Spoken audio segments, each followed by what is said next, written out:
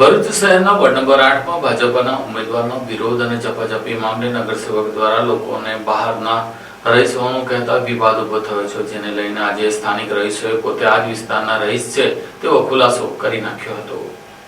ભરૂચ નગરપાલિકાના ward number 8માં ભાજપના પ્રચાર દરમિયાન થયેલા ઘર્ષણના મામલામાં ઉમેદવાર ધનજી ગોહિલે સ્થાનિક વિરોધ કરનાર મહિલાઓ પર કેટલાક ગંભીર આક્ષેપો કરતા મામલો ફરી એકવાર ટોક ઓફ ધી ટાઉન બન્યો છે। ઘટના કંઈક એવી છે કે ભરૂચમાં આ વખતે સ્થાનિક સ્વરાજ્યની ચૂંટણીમાં રસાકસી ભર્યો માહોલ સર્જાતા તમામ પક્ષના ઉમેદવારો પોતાની બેઠકોને જીતવા માટે અને મતદારોને રીઝવવા માટે પૂરજોશમાં પ્રચાર પ્રસાર કરી રહ્યા છે। તેવામાં 2 દિવસ પહેલા ભરૂચના વોર્ડ નંબર 8માં આવેલ ભીડભંજન ખાડી વિસ્તારમાં ભાજપના ઉમેદવાર ધનજી ગોહિલ ઉપરાંત અન્ય ઉમેદવારો તેમના સમર્થકો સાથે પ્રચાર પ્રસાર રેલી અર્થે ભીડભંજન ખાડી વિસ્તારમાં પહોંચ્યા હતા, જ્યાં સફાઈ ઉપરાંત વિકાસલક્ષી કામો ન થયા હોવાના ગંભીર આક્ષેપ સાથે સ્થાનિક મહિલાઓ દ્વારા ભાજપના કાર્યકર્તાઓને પ્રચાર રેલી ભીડભંજન ખાડી વિસ્તારમાં લઈ જતા અટકાવવામાં આવ્યા હતા, જ્યાં શાબ્દિક બોલાચાલી થઈ હતી અને તમે અમારા વિસ્તારમાં વિકાસલક્ષી કામો કર્યા નથી એટલે તમારે અમારા વિસ્તારમાં આવવું નથી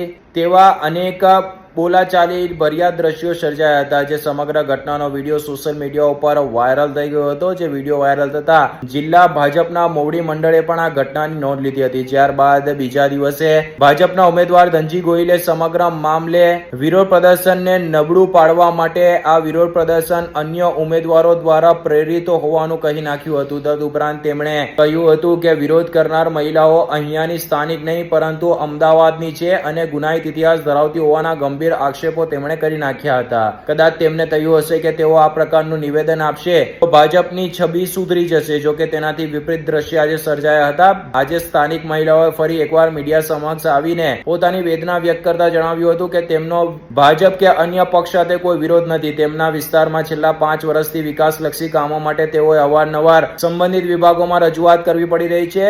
એટલું જ નહીં, પ્રાથમિક સુવિધા જેવી કે સફાઈની કામગીરી માટે પણ તેઓએ વારંવાર પાલિકામાં રજૂઆતો કરવી પડી રહી છે। અને થોડા દિવસ પહેલા જ્યારે એક માઠા પ્રસંગ માટે તેમણે સફાઈ માટે નગરપાલિકામાં રજૂઆત કરી ત્યારે તેમનું કામ ન થતા તેમણે છેવટે જાતે સફાઈ કામગીરી કરવી પડી હતી, જેને લઈને સ્થાનિકોમાં રોષ હતો અને તેઓએ રેલી દરમિયાન આ રોષ વ્યક્ત કર્યો હતો। જો કે સ્થાનિક મહિલાઓ ઈચ્છી રહી હતી કે તેમના આ વિરોધ પ્રદર્શન બાદ ભાજપના ઉમેદવારો તેમને મળશે અને તેમની સમસ્યાનો ઉકેલ આવે તેવા પ્રયત્ન કરશે, પરંતુ તેનાથી વિપરીત ભાજપના ઉમેદવારોએ તેમના ઉપર ગુનાહિત ઇતિહાસના ગંભીર આરોપો મૂકી દીધા છે। તેમણે પોતે સ્થાનિક હોવાનો ખુલાસો વ્યક્ત કર્યો હતો અને જણાવ્યું હતું કે તેમના ઉપર કોઈ ગુનો દાખલ થયો નથી, એટલે કે તેમણે ભાજપના ઉમેદવાર ધનજી ગોહિલના આક્ષેપોને ફગાવી દીધા હતા અને ભાજપની કામગીરી સામે પણ તેમણે ગંભીર આક્ષેપો કરી સવાલો ઉભા કરી નાખ્યા છે।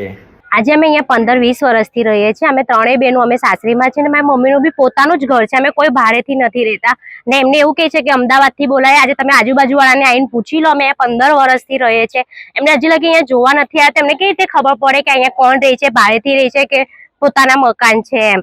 એટલે એમને જે દાવો કર્યો છે એ ખોટો છે કે આવી રીતે અમદાવાદથી બોલાયેલા છે। અમે અહીંયા જ રહીએ છીએ, તમે આવીને અહીંયા આજુબાજુવાળાને પૂછી લો। હા, આ જે વોર્ડ નંબર 8માં જે મગજમારી ચાલે છે એમાં અમારી પર જે આરોપો મૂક્યા છે અમારી 3 દીકરીઓ ઉપર, આ ખાડીની બધી જ પબ્લિક હતી તો અમારા ઘરને કેમ ટાર્ગેટ બનાવ્યું એ લોકોએ? અને અમારી પાસે બધા પુરાવા છે, ચૂંટણી કાર્ડ પણ છે। અમે જે ઘરમાં રહીએ છીએ અમારું પોતાનું ઘર છે, મારા સગા માસી પાસેથી અમે વેચાતું લીધેલું ઘર છે।